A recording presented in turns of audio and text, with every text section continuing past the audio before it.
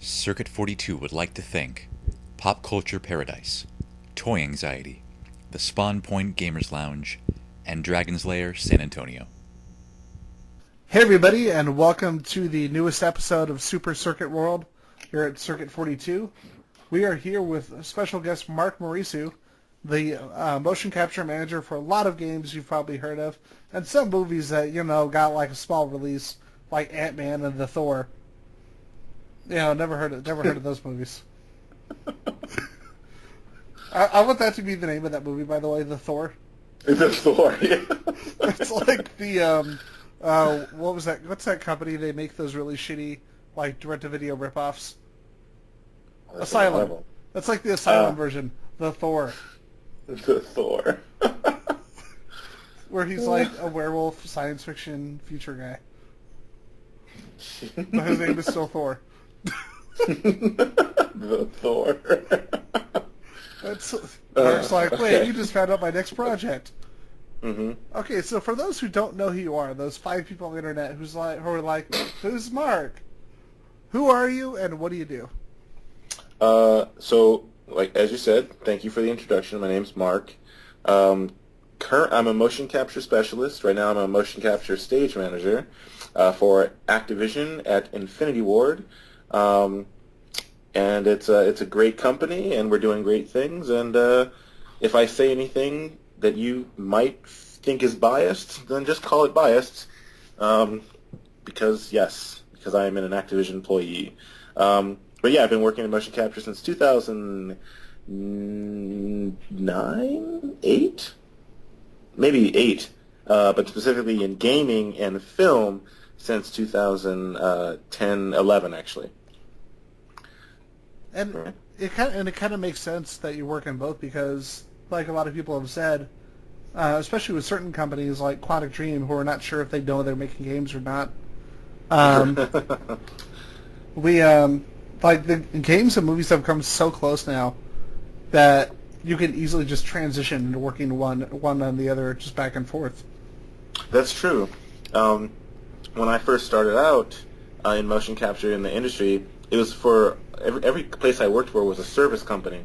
So we basically serviced any vendor who wanted to do motion capture. Sometimes that was games, sometimes that was movies, sometimes it was commercials or different kinds of apps or arcade games or whatever. So I've been lucky to land a lot of work with huge, great teams and like huge movies and things like that, and huge AAA games. So it's been quite a lucky ride landing some of those gigs. Something I wanted to ask about in particular, I guess we'll start off with Advanced Warfare. Okay. So everybody knows that the big actor in the game was Kevin Spacey. Yes, he was.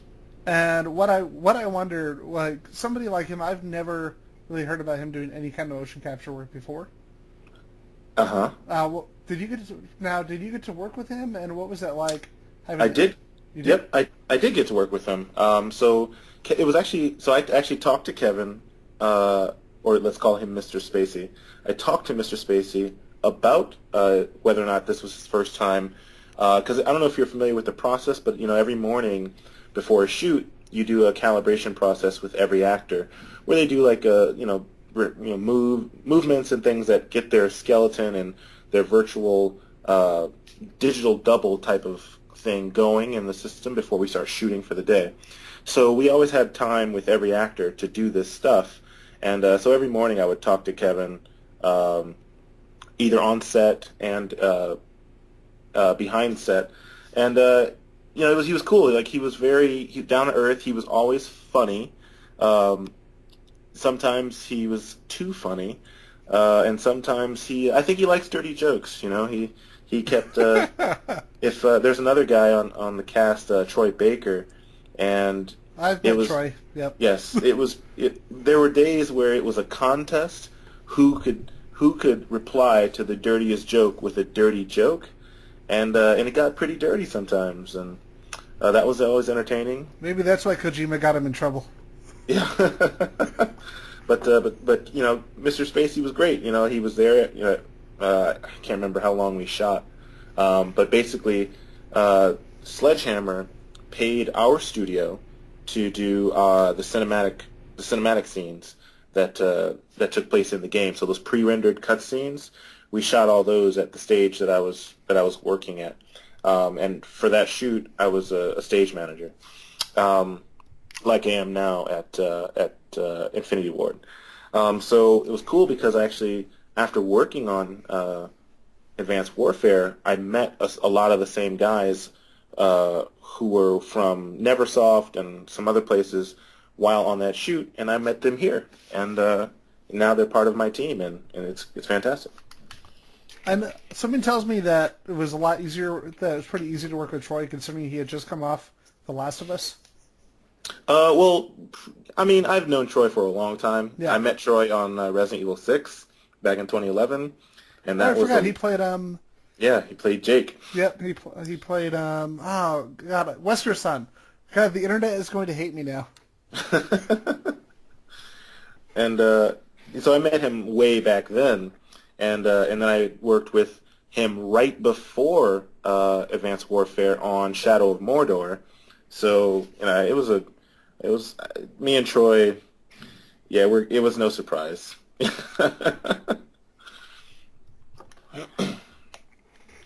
That is crazy. Like, I always forget that he is pretty much in every video game. He is. I think Prototype or whatever. It pretty much you're playing as Troy. I want him and Nolan North to have like a contest. What kind of contest? Yeah, like just to see who could be in Who's more. in the more games? Yeah. Well, it was funny because Shadow of Mordor, they were both in it. Oh yeah, and with Last of Us as well. Yes. It's jeez, man. It's so weird seeing Nolan North play Cannibal. There's something really disturbing about that. Yeah. It's like now we know his dark secret revealed at Circuit 42.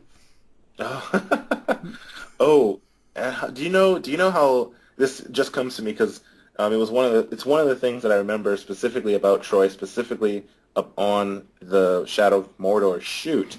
Yeah. Was one day it was like me and Troy and I think it could have been Nolan or it could have been one of the other tech guys. We're just kind of standing in a circle having a conversation, and then Troy is telling a story, and really just in one line, suddenly the Joker comes out of his voice. Oh God, that's creepy. And I don't think anyone caught it. I don't think Troy does a lot of things on purpose. I don't think he did it on purpose, but it thoroughly creeped me out because I don't think anyone else realized that or heard it, as it happened, and it was just creepy. So before we move on to the next part of the interview, do you want to hear my Troy Baker story? Yeah, sure. Okay. So, everybody nowadays knows him for BioShock and The Last of Us. Uh-huh. So I came up to him with a copy of Catherine, with the collector's edition, the one that's in the pizza box. Okay. And I come over, I pay for my autograph, I talk to his manager a little bit, and then I come by with the pizza box, slam it on the table. Here's a pizza you ordered, Mr. Baker. And he just starts fucking dying. And, he's just cracking up laughing. And as we're talking afterwards, he keeps looking over at something else that I had with me, like the whole time we're talking. Sure. And I just said, man, I'm sorry, Troy, I don't think you're in that one. And he said, yeah, but it's so fucking cool. And it was Metal Gear Solid Risk, signed by David Hayter, Paul Idian, and Cam Clark. No. That's crazy funny. But I just love that. It's like, but that's so fucking cool. It's like you hit 80 points and a gold star.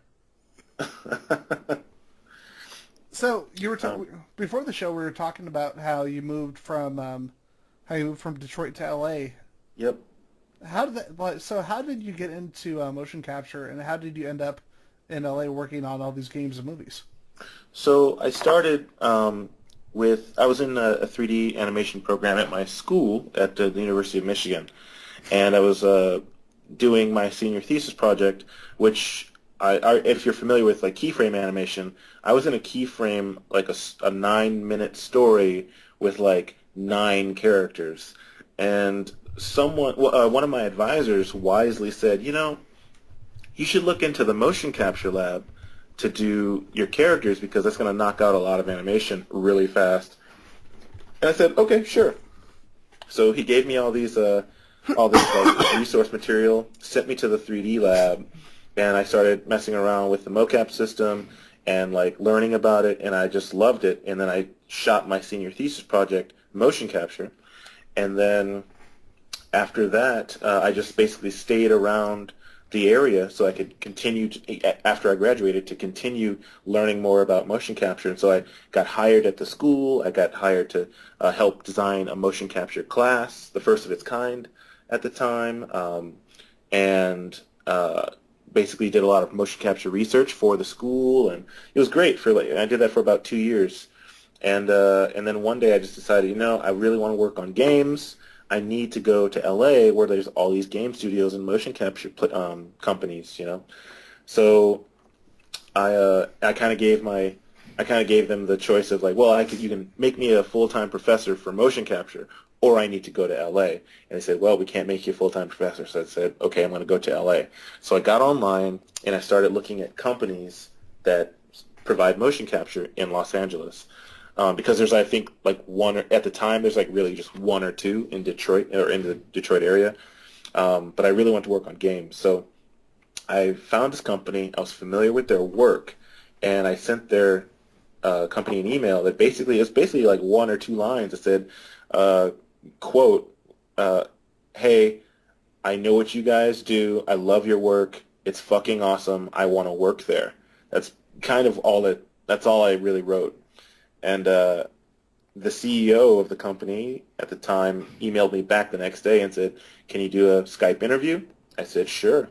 And the interview went great on Skype, and they sent me over some sample data to try to work with. And within, 3 weeks, they just made me an offer and said, hey, why don't you come out here and work this project with us, and you can stay in this like company paid for apartment while you look for a place to live, while you work on this project, which was Resident Evil 6. And so I said, okay, and I was gone. Got a ticket, got an apartment, and kept going ever since. So I started on Resident Evil 6, and yeah, it was cool. It's so funny. Like, despite it being such a debated game, I've realized Resident Evil 6 is like a constant throughout like events of the show. Because one of our first major video game guests was Matthew Mercer, and you're a second major video game guest a couple years later. And of course, you also like Resident Evil 6 was his breakout, and then like the first project you worked on was Resident Evil 6. Yeah, it was a big game. It was an ambitious game. Yeah, that is a very good way to describe that game. Yes, I say that with a twinkle in my eye. It was ambitious. I love the Conan O'Brien interview where I guess, I don't think I remember when they sent the game to him, and he did that review, and even he was like, "Why are there giraffes here? Why is this here? What's going on? This isn't scary." And it's like the guy who's scared by, like, just so easily scared of the Halloween episode. You're watching him play Resident Evil 6. He's just not scared by the game at all, and it's like, oh. Yeah. Yep. But either way, talk about a great way to start, man. I mean, you start on the Resident Evil franchise. Yeah, no, totally. I got the franchise bug. Yep. A little bit, yeah. Yeah, it's in there. It is in there. So one of the big ones I want to talk about, like recently, you've been doing a number of movies. Okay, yeah. Yeah, and we talked prior to the interview how the movie and game industries have just grown closer and closer and closer. Like what got you guys I can't talk right now. Okay, I was like, wait, could you repeat that? So, what was it that brought you guys in contact with the different film studios, especially there at Marvel? Well, okay, so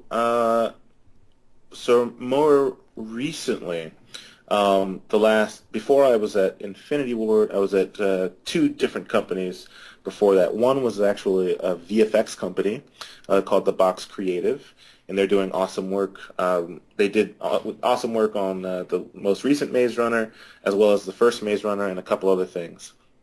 And I took part in that project. And it was through our VFX company's just abilities that we were able to land a Marvel gig, and we landed on Ant-Man doing previs and mocap and stuff, and that was awesome. And we were doing like kind of real-time previs with a rendering engine for on-set type of stuff, so you can see kind of what Ant-Man looked like almost final while they were shooting it, the mocap, which was cool for people to see. And before that, I was at Giant Studios, which is more notably responsible for like the first Avatar film, Lord of the Rings, and such like that. And actually, what movie? Wait, Maze Runner. Oh wait, I'm sorry. Oh, so actually, I didn't actually work on any.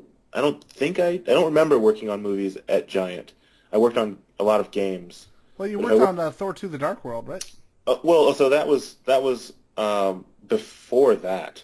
Okay. So Thor 2, that was through Blur Studios, because Blur did what do you call it? The opening sequence, the war sequence, like where it's basically that was the best scene of the movie.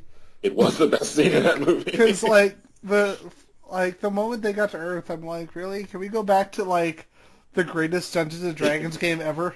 Yeah. So I was a mocap tech on those shoots for Thor 2 under Blur, and I was working with those stunt guys, and those stunt guys are like the best in the world. Those are the same guys that are doing like Daredevil and stuff like that. So that was cool for Thor 2, and then I did like After Earth. It was like some mocap for that. So I think Star Trek 2, which actually I didn't have on my. I didn't put that. I need to put that on my my little LinkedIn. I forgot about that. I was gonna say I didn't see that.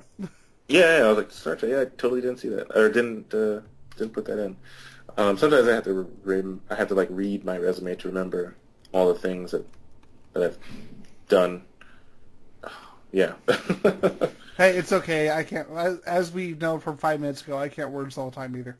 Mm-hmm. But yeah, what was the original question? Movies. So Ant-Man, we did mocap. For Maze Runner, though, I did a lot of actually more traditional, kind of traditional VFX.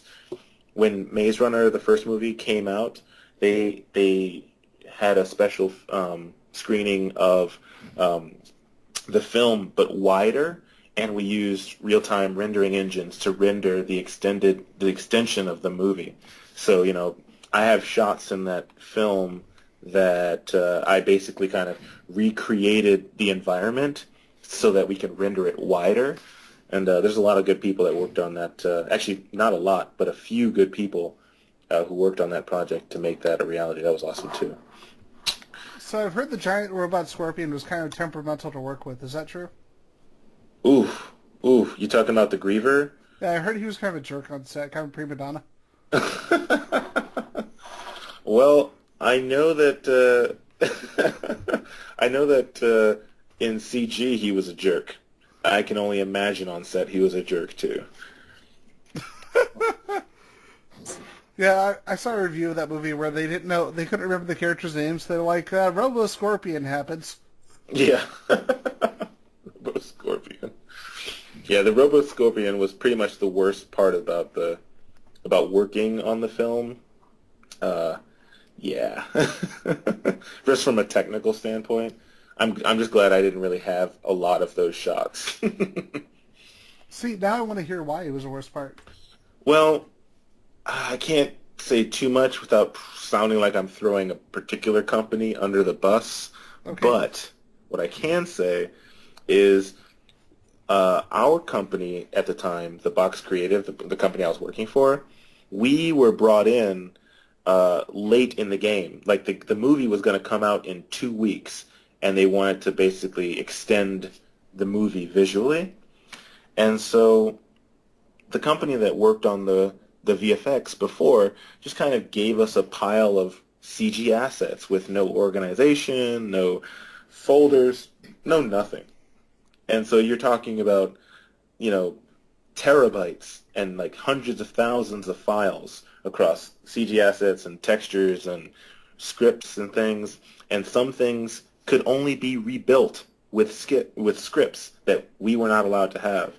So when I say we built the scenes from scratch, we built the scenes from scratch, and that was a rough time. And that robot scorpion was the worst because you just really couldn't use the robot scorpion that they gave us because the robot scorpion that they gave us required scripts in order for it to work that we were not given. So we had a talented animator re-rig a lot of that stuff and try to make it work that way, and it was just a lot of work. But you guys got through it, man. Mm. But that just sounds completely insane. We survived it. Yep. So, like, looking at that movie, like, you know, I'm gonna be as objective as possible. That was an all right movie. Now, I mean, yeah, it was entertaining. The big one though that was pretty revolutionary as far as CG effects work that you worked on, of course, was Dawn of the Planet of the Apes. Yes. And that. And it's funny, like Rise, I didn't like the CGI in Rise that much. Like, and everybody's hyping up the effects, and I'm watching. It's like I'm watching a bunch of CGI. And Dawn never felt that way. Like when you have a CGI gorilla on a horse firing a machine gun in the air, and it doesn't take you out of the reality at all. Yeah. That's when you know you've done it right. Yeah, Dawn of the Apes was like amazing. Like the movie, like when I watched it, it was amazing visually. It was leagues ahead of the first one, and it's some of the best, probably the best, realistic fur and animal likenesses rendered on screen to date. I mean, it's pretty close, with the exception of maybe the Life of Pi tiger, which just looks real most of the time. But yeah, like Dawn of the Apes. While I was on the LA shoots for that film, and yeah, it was just it was awesome. I got to work with a team from Weta, and actually got to meet run into a whole bunch of friends who were working on that film as well, who had been on location in Louisiana shooting in the swamps, where there's like setting up motion capture cameras in trees and like in the sides of buildings, and that would have been great to do, but I actually stayed local here, so we ended up shooting that actually at Giant Studios while I was there as well. So here's a question for you. We've talked about different actors using motion capture. Mm-hmm. Has there ever, I always hear about these actors who have a lot of fun. Have there ever been any actors who just cannot handle it? In what way? As far as just how, because I remember, well, it probably has, I hate to say it, but it probably has a lot more to do with Lucas's directing on the Star Wars movies. Okay. But some of the actors just could not perform, in like the artificial environment. Sure, yeah. Actually, that's so a couple times. I can think of one particular time. I won't name the actor and I won't name the game because I like the game developer who made it, and I like the actor. We were really cool, on set, and we hung out. And so he was an actor. He is an actor. He's quite well known, and he was always used to doing film. And when he got on stage, I don't know if he didn't quite understand that there was no camera angle, and I guess the designers and the leads on that project, they decided that maybe he's not the best for this project because of his performance or his lack thereof performance. So they actually, sometime into shooting the project, they actually recast him. And that was sucky, and that was like one of the only times I've seen something like that happen. So it's actually I think it's kind of rare that the technical or being overwhelmed technically affects the performance. I think people have just gotten a lot more used to it because, like, I remember when I saw, I think it was Beowulf, when that first happened. We were all kind of blown away by it. But you look back at it now, like a couple years down the road, and for the time, of course, it was awesome. Yeah, yeah, sure. But now you watch it, it really does look like a video game. Yeah, it looks terrible, right? Yeah. Because the standards are so much higher now, right? There is this rendering technology just gets crazy good exponentially. So yeah, all the things that we just loved, like when they were like ahead of their time 5 years ago, 10 years ago, they don't hold up at all to par at all today. Like when you look at Dawn of the Planet of the Apes versus Rise. Rise or Beowulf, it's like the difference is night and day, and it hasn't been that long, but the difference is night and day.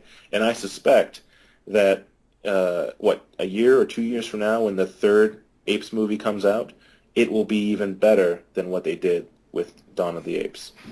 See, and in many ways, that's why I've always liked works like you look at something like Jurassic Park, where the first Jurassic Park, where they really knew when to do the practical and when to do the CGI. Yeah. And I think that's why, most people, you show that movie to people nowadays, and you can't really figure out where the seams are, which is crazy. Yeah. Because that movie was made in 1993. Yeah, right? Yeah, Jurassic Park does hold up today because there was so much good use of practical effects, and the practical effects match the CG well enough to where, and the camera work obviously is the camera work and the directing is large at play. But yeah, it's very seamless, it's there's only maybe 2 shots that I can think of, maybe 3 that are just like, oh, I think I could, you could tell that's CG, but the scene rest in of the it, kitchen when the raptor turns its head, exactly. That part, it's like, hold on, I'm busy being a cartoon. Yeah. Okay, let's get him. Yeah. Yeah, I was thinking the raptor in the kitchen, all the practical raptor stuff, horrifyingly awesome. Yeah. All the CG raptor stuff in there, the lighting wasn't quite right, the comping wasn't quite right, so you could tell. But yeah, those practicals, man, they count. And it's sad that there's not enough practical use anymore, because when it's practical, you think it's real. It is real, actually, because it's right there, and it's something that's right on camera versus the CG. At this point, you can just conceptually know, like, oh, that looks the best CG. You don't even know it's happening. Like, what was that? There was that zombie movie, Undead. Yeah. An independent film from Australia. That movie looks incredible. And you're looking at this, and then you find out that it's a almost no budget movie with straight CGI effects, and you're like, how did a studio with just no resources at all make something that looked that perfect? I need to see this. It's by the same guys who made Daybreakers, the one with Ethan Hawke. Okay. Yeah. It's not the best movie ever, but just from a technical perspective, you're looking at it, it's like, how did this happen? How did they achieve this? It's like, what wizardry? Yeah. But yeah, I think that's like, if you heard about the controversy with the Thing remake, right? No. This is going to make you kind of upset as someone who works in effects work. Oh no, I don't work in effects anymore. I hate effects. Yeah, but you know what I mean. Someone who works around that. Oh sure. So they made all these practical effects for the remake of the Thing, and it's this great reel where they show all the effects work that they did. Oh wait, you're talking about the Thing? Yeah, the 2001 remake. I saw that. I did see that. That all CG crap factory. Yeah, I saw that. Yeah, but it was originally all practicals, and they had made all the practical effects, and it was going to be about 80%, 90% practical, and then they were going to do like maybe a CGI tendril or something like that. And there's an effects reel where they show them making all the practical machines. The producers walked in and said, "Oh, these will look fake," and they literally went back over it with CGI. That's terrible. Yeah, that's horrible. Ugh. That offends me just as a person who likes movies. Yep. And oh man, that sucks because I didn't know that. Because I mean, obviously the 1980 whatever the thing is amazing, and those Yep. practical monsters are disgustingly awesome. They look great. They're part of the horror, like how they made a move and everything. Dude, Rob And I Bottin is just awesome. Yeah, and I watched that remake slash sequel thing, and I was like, this is all CG. It's terrible. Dude, It's how about the helicopter scene where it clearly looks like a PlayStation 2 effect? yeah, and it's just like you knew that sometimes you can look at a movie and know that the producers made the decision. Yep. The producers who shouldn't have made a VFX decision are making that decision. And it's like, well, where's the VFX producer, and why is he not on the job telling the producers no, like this is going to look better this way, whatever. But that's why I got out of movies and went and now I'm in games all the time, and because that was that's one of the things you deal with films is like all that stuff. When you're working on a game, you work hard for like anywhere from 2 to 3 years on a game. It comes out, then you make another one. And there's not as much money politics when it comes to like, making the movie this way versus that way, and things that you imagine make sense. Like, oh yeah, just make it practical because it's going to look good that way. I'm like, oh no, the world wants CG. Like, no, it doesn't. But it seems like, it does seem like the people I've met in games, they always seem like they're having more fun. oh yeah, I Yeah. definitely have more fun on games than on films. But films have been fun. Films were fun, but games are always more fun. One of the ones I wanted to ask you about, Mad Max, Yep. because I got to play Mad Max at my friend's house recently. He picked it up on the PS4, and he normally doesn't. He and I were not normally the type who pick up a game on day one. Like when we were younger, yeah, but once you start to get like, can you hear me? Yeah, I can hear you. Okay. Once we start to get to like the late 20s, early 30s, all of a sudden you're like, you know what? I can wait for the price to go down a little bit. Yeah. And with that one, he bought it right away. And I'm playing it, and it's like, it's not quite GoldenEye, but it's on that level, it's on that list of movie games that are far better than you ever expect a movie game to be. Like, the first thing I noticed was the fact that he gets into the car on the right side. Yeah. And it's like, I've seen them fuck that up so many times in games. So that was a project I wanted to ask about because it was such a big project, and I think a lot of people didn't expect a lot out of it. I suppose, yeah. I mean, it was fun. It was maybe almost a year of shooting, on and off. The guy who's playing the main character is a buddy of mine. His name's Brian Bloom. He brought a lot of character to that performance and just made it really, really good. Like, just a good experience, one on set, but also just delivering like this really what he envisioned this Max character would be. Like he really took that to heart and took that to work on that project, and that was freaking sweet. So like there's I don't even know if I haven't even played the game yet, but there's like some good action scenes in there and some real tense and brutal just brutal scenes, that I've only seen as a technician working on the set with the actors, but I haven't even seen it in the game yet because I haven't played it yet. I haven't gotten my hands on it yet. But that was fun. That was a long project. Yeah, but you know what? It came out really well, and it was definitely worth it. Yeah. The Avalanche did a great job, and everyone else did a great job on that guy. The thing that I think is kind of nuts is that you hear about so many people coming to games or work on the small projects first, and then you look at the list of projects you've worked on, and it's like Resident Evil 6, Battlefield, Titanfall, Call of Duty. Like, you just hit the ground running, and that's crazy, man. Yeah, no, I didn't have a lot of small. Like there was like small ones in between, like you basically in between Resident Evil and I don't even know what's next on that list. In between like Resident Evil and some other big thing, there's like a small thing like, oh, let's do this movie, or let's do this real quick DVD, or let's do this real quick, arcade game or a little commercial, like a Nike commercial or whatever.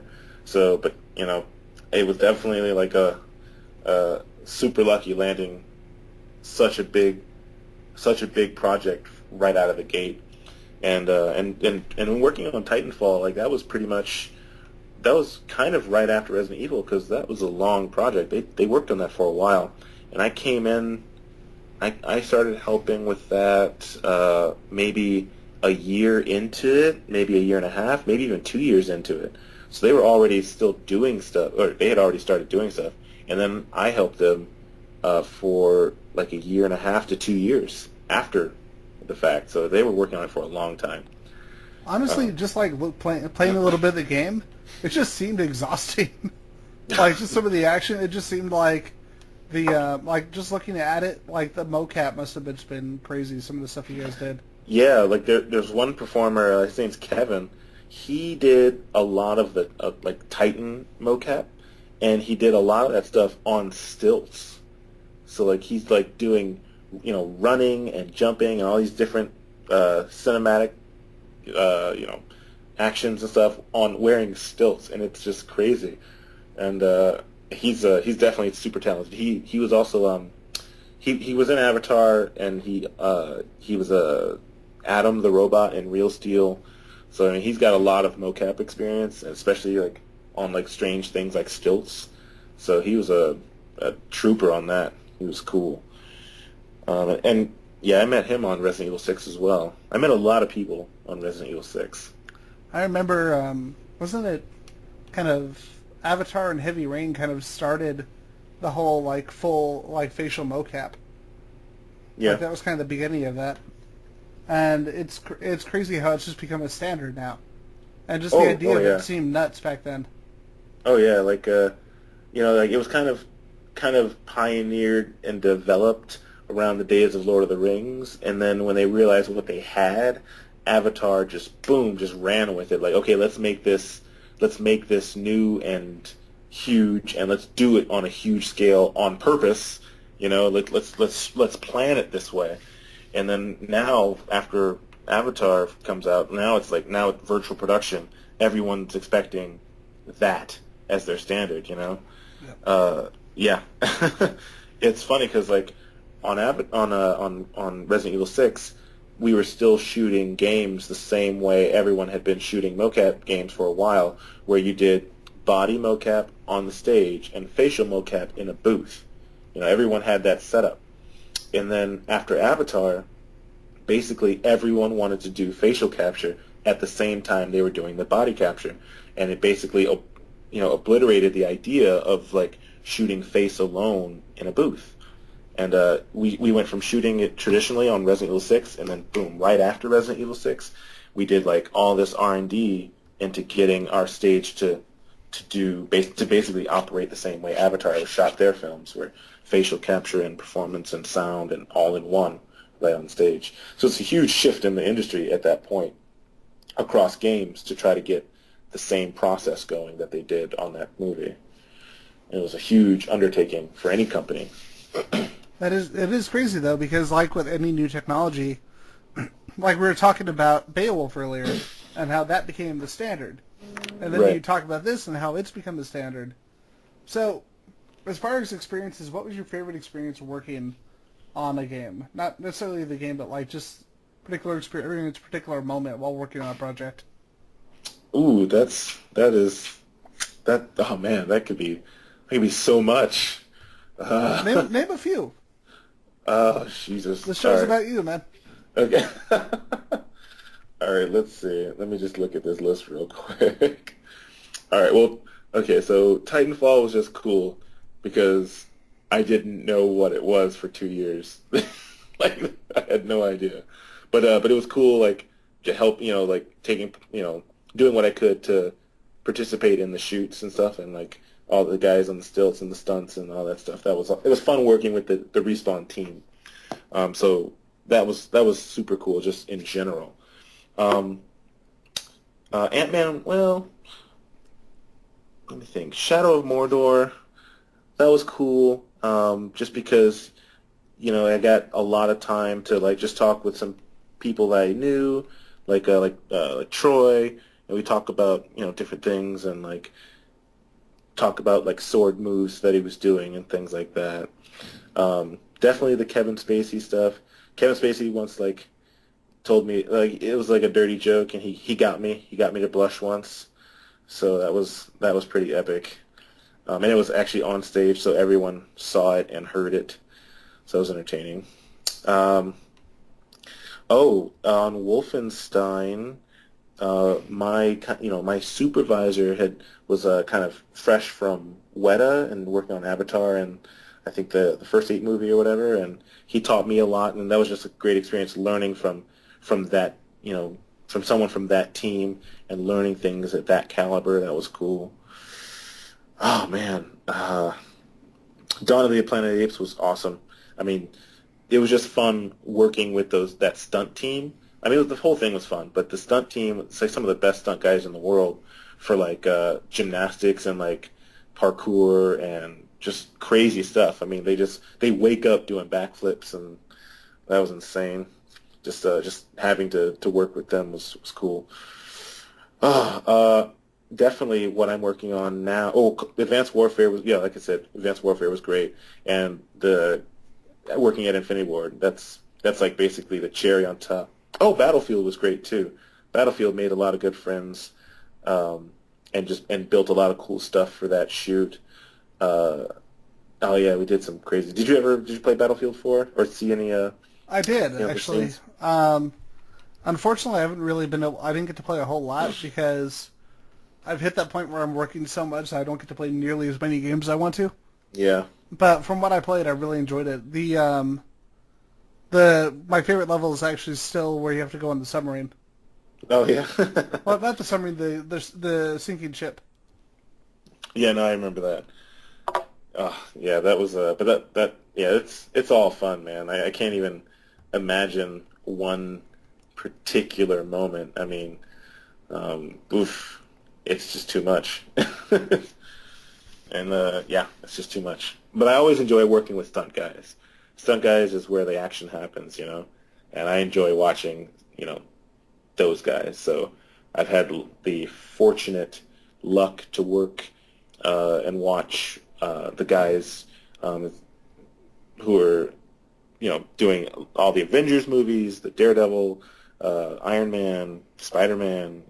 They're doing everything, and these guys are like some of the best they are the best in the business, and it's always fun working with them and talking with them. And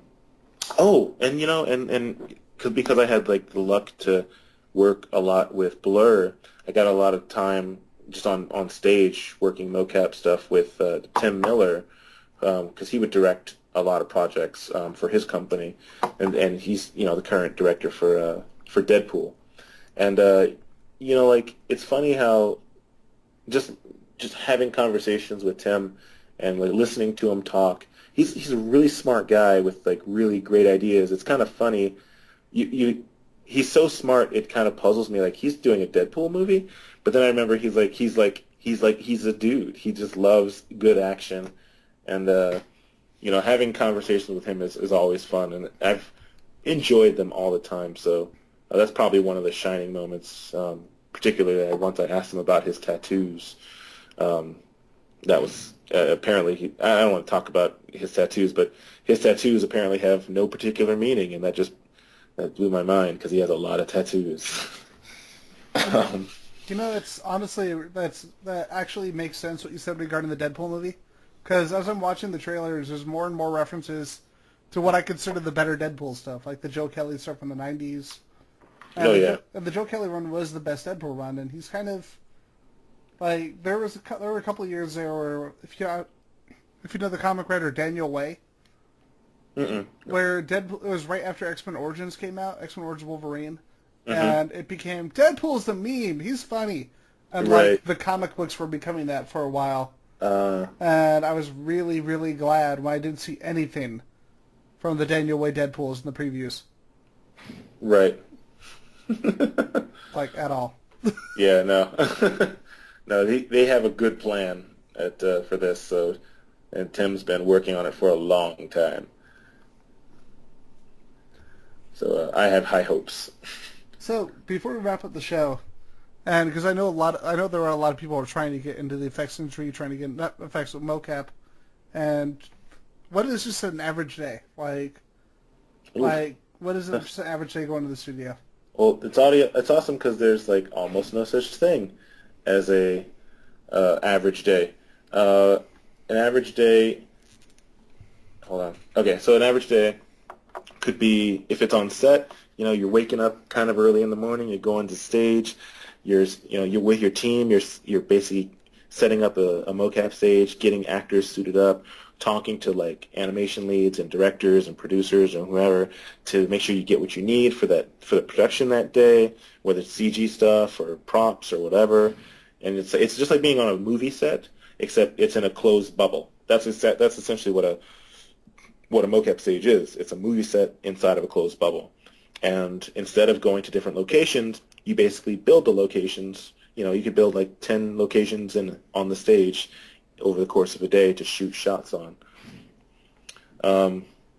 And let's see, what else? And that's, I guess, maybe one normal day. Another normal day could be you with your team, taking care of mocap data, tracking data, retargeting data, which means like applying it to like characters. Another day you could be doing all emails, all meetings, all like designing sets and props for shoots in the future. It's some days you're driving somewhere to go, like maybe you're driving to like Activision and you're gonna go hang out with the Activision people to learn about what they do on stage or vice versa or something. It's crazy. Like I've been doing it for like since 2011. No 2 days have been the exact same. And that's one thing I love about it, because that's the one reason I couldn't do office work, because every day was the same. With mocap, every day is different, and you're always challenged, and you've always got new problems to solve. So that's what it's like. It's just you have a new problem to solve every day. And today I actually solved a lot of problems. That's pretty awesome. And with that, where can people find you? Like in the world? Well, like if people want to see more of your work, if people want to read more about your work. I have a. I mean, I don't know. I have a. What do you call it? A website that's linked to my LinkedIn. I think it's wix.com/artofmocap. So I mean that's my page. But I think that's the only place I'm located, or that on Facebook. Or they can stop by my Perfect Dark fan film page on Facebook. Like, they could do that. That's got some stuff on it. Shameless plug. See, now I want to go play Perfect Dark. Yeah, only the N64. Yeah, not Perfect Dark Zero. Yeah, no. It's like the multiplayer was good, and that's all. Yep. All right, so with that brings us to the close of our newest episode. Thank you again for coming on, Mark. This was really cool. Yeah, and thanks I know for having this me. was kind of like this whole our audience doesn't really know this, but this whole interview transition was really, really fast. Oh, that's cool. Yep.